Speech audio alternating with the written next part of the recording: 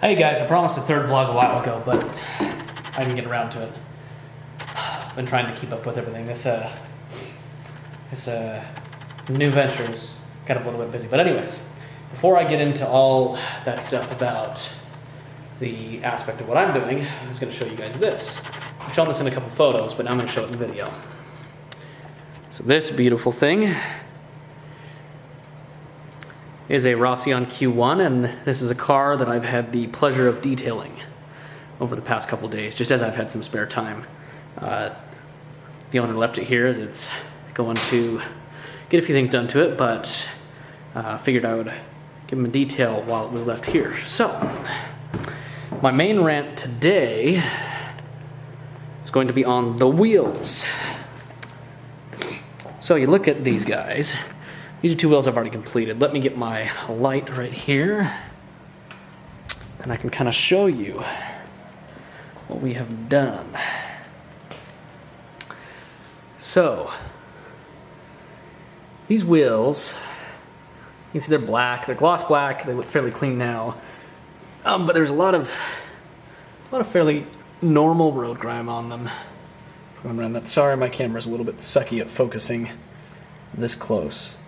But we got all around the caliper and everything like I've shown before, and all on that inside edge everywhere. There's a little bit of kind of wear on them, just from, if I zoomed in right here, again, I apologize for the focus, but you can kind of see a little bit of that area in there. It's just not so great with all the grime and stuff. It didn't quite come off. There's some of that stuff that's going to be stained on, which you're not really going to get off. That's just kind of the way it is. Same thing on the back wheel. I just finished the back wheel. Again, I apologize. I'm going to try to get this as good as possible. But, you know, I got most of the stuff off of this wheel, but there is still some stuff, some small stained areas that you're not really going to get off unless you're taking the wheel off and going to absolute town. What I want to show you about is two things. Number one, this, apologize, let me flip this around. This is a clean car. The owner of this car keeps it very well. It doesn't ever get left outside. It's only got 11,000 miles on it. Gets driven on good days. Doesn't see the track. So it has no reason to really get that dirty. However, even on this car that does not get that dirty, look at these buckets. So that's my rinse bucket. That's my soap bucket. Cannot emphasize this enough. This car is not a filthy car. The owner keeps it extremely well.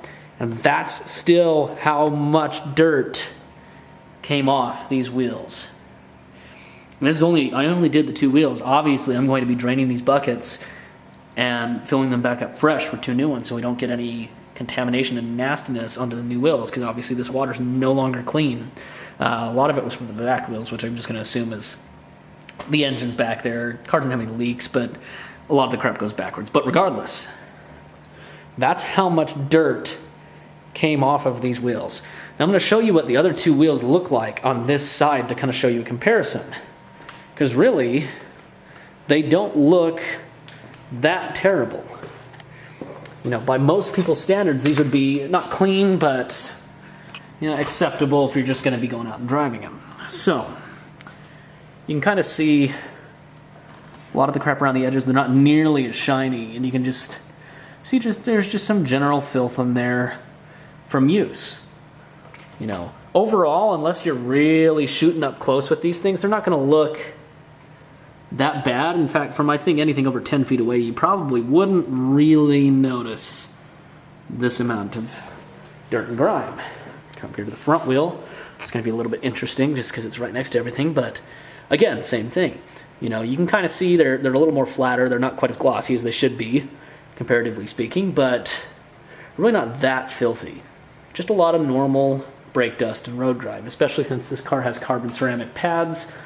They just create a lot of crap. Now we'll just kind of come back over here for comparison again.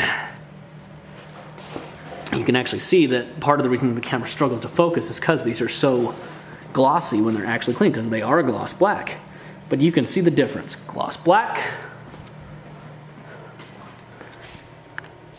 flat black. Big difference.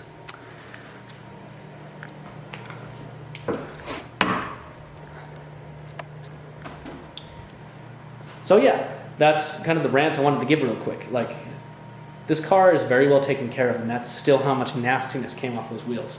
Now, if I was really going to be detailed and you really wanted it this crazy, you would really want to take each wheel off to get just the full detail in, to get all the way in. Because even with this, you can't quite get all the way to the back and get it perfect. But this will be perfect for 99% of applications.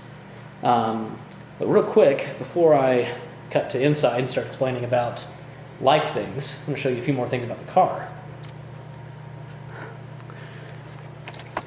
So I'm not going to open up the clamshells and everything because it's preferable to have a second person just to make sure you don't damage them.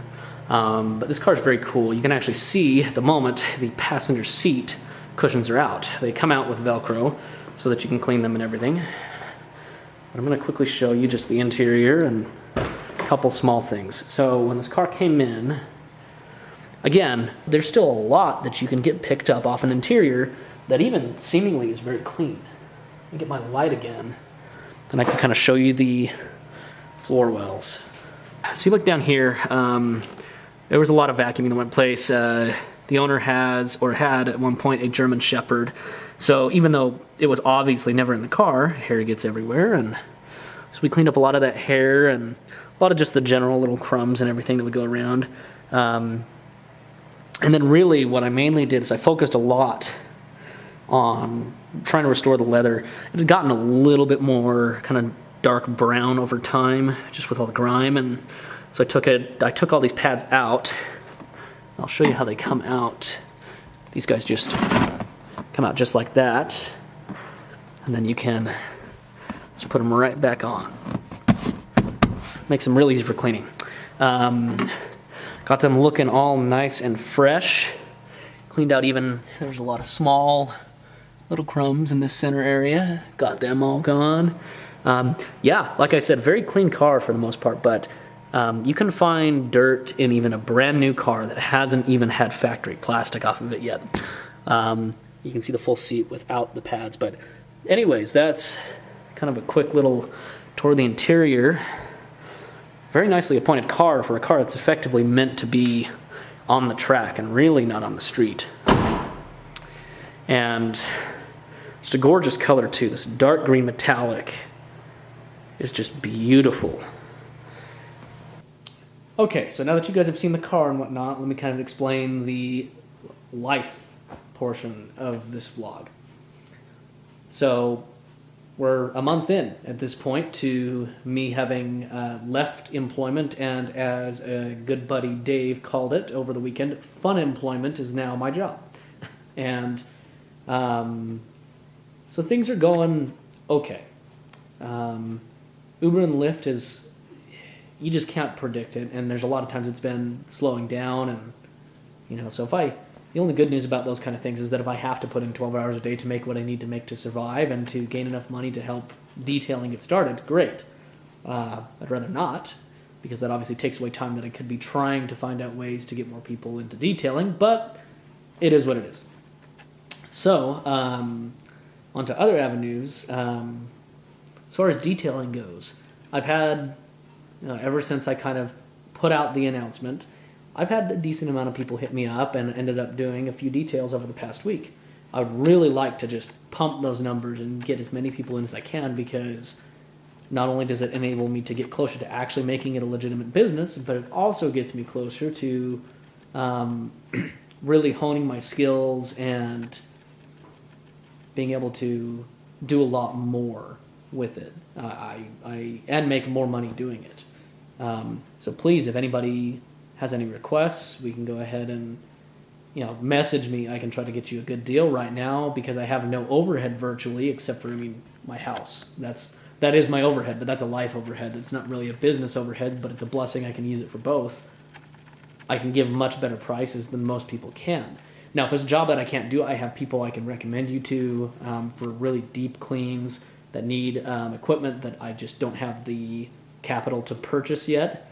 But I can probably do most anything that is needed to be done, especially really fine detail work. Because what I do, and I think people get confused with detail versus wash. Washing your car and just the outside with soap and water, that's one of about 10 steps to really deep cleaning a car and detailing. That's why it's called detail. It's not just kind of wiping anything off. It's literally going into the fine details. But, there's a lot more steps to it than that, including waxing the car to make sure that the paint stays good, as well as any water doesn't collect on it and try to avoid hard water spots. It's going around the wheels and deep cleaning them through and through. It's cleaning the wheel well liners, cleaning the engine, the interior. There's so many steps to it. I'm not even going to try to go in through them all. But regardless, there's a common misconception there that I think people think detailing just means spray down the car, wipe it with some soap, and it's done. It's a lot more than that. That's maybe 20% of the process. But anyways, everything's going decent other than that. I don't have too many complaints, but I would definitely like to see if I can get this going sooner rather than later and try to really start pumping out everything to do with detailing, because I'll tell you what, it gets kind of stressful and nerve-wracking in a different way when you're trying to find ways to make enough money to make ends meet while you're trying to get something else moving. It's kind of an interesting balance that I'm trying to achieve, and I'm just a bit of a lunatic because that's just the way I like to do things, is throw myself in and see if I can do them. And I've been successful so far at not not failing miserably.